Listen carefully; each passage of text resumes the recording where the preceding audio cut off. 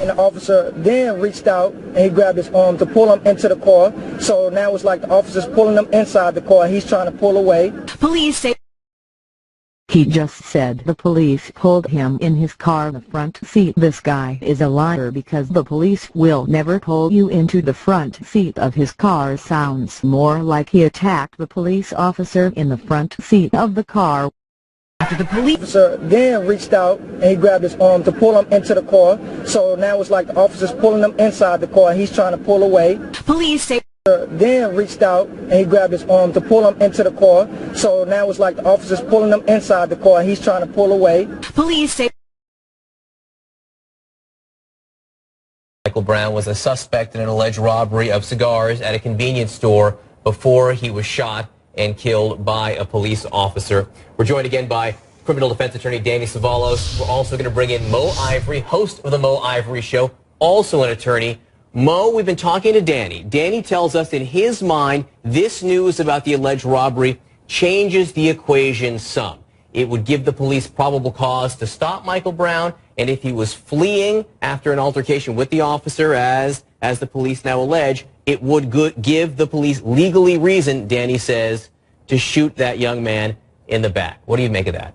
I don't agree at all that it would give them reason to shoot him in the back. I do think it gives them reasonable suspicion to stop him and to question what is going on. Whenever you have a suspect and you have a reasonable suspicion that they could be the person, then you would stop them, you would question, you might even arrest at that point. But it doesn't seem that that's what the officer was doing at all. The first thing he told them was get the F onto the sidewalk, which was followed by a physical altercation. If he was truly there to find out if they were suspects, why didn't he question them? Why didn't he ask them to get on their knees, put their hands in the air, in the middle of the street? A natural procedure that an officer would take if he was going to try to figure out if, in fact, these are the two suspects that I just gotten a phone call about. I don't think at all that that is going to fly in court. But I will tell you, Michaela, when you ask the question, why wait so long? Why didn't they come out with this information in the first, second, third day? It was because they were putting the story together. That is why. The police took 5 or 6 days to put this story together, to make a foundation for what they are going to create as this man's defense. Because I think what they do know is that an arrest is going to happen.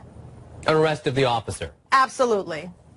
So, Danny, to this notion that I can't seem to get away from, does the punishment fit the crime? I mean, you talk about the fact that this was a big young man, and if it was indeed him seen on this footage, he was shoplifting, essentially, and he might have pushed somebody around in the store. He then ends up dead on the street. And I think a lot of people in the community, certainly in Jefferson, are having a hard time connecting those dots, saying, you know, police might have been right to stop him if this was indeed a suspect in this robbery. But at the end of the day, the young man's dead for stealing cigars. Yeah, well, look at everyone. Yeah, look at our analysis. It's a little flawed. I mean, you yourself said the word shoplifting, but if you shove people, that becomes robbery, and that becomes a crime of violence. And Mo's analysis is certainly interesting, but it isn't the law. It actually, they have the reason to stop him. And if you don't just adopt what Michael Brown's friend says completely, which Mo apparently does, if you believe him hook, line, and sinker, no problem. But I have to suspect the police officer's version. Hold on. The police officer's version is going to not be that he said, get the F off the sidewalk. Actually, it's completely inconsistent with a police officer following up on probable cause that a robbery has occurred. What I suspect we'll hear is that the police officer them, just as Mo indicated they should, investigating, and if an altercation resulted, and if the officer was actually threatened with serious bodily harm, then it changes the analysis, and the officer becomes authorized to use deadly force. These are all rules that we've known for was stopping them, just as Mo indicated they should, investigating, and if an altercation resulted, and if the officer was actually threatened with serious bodily harm, then it changes the analysis, and the officer becomes authorized to use deadly force. These are all rules that we've known for a long time. That's why the suspected robbery, if it actually happened, changes the contours significantly. You cannot dismiss it. It changes the entire story. for you, and we can do a old-fashioned camera zoom into it. You can see this is someone who is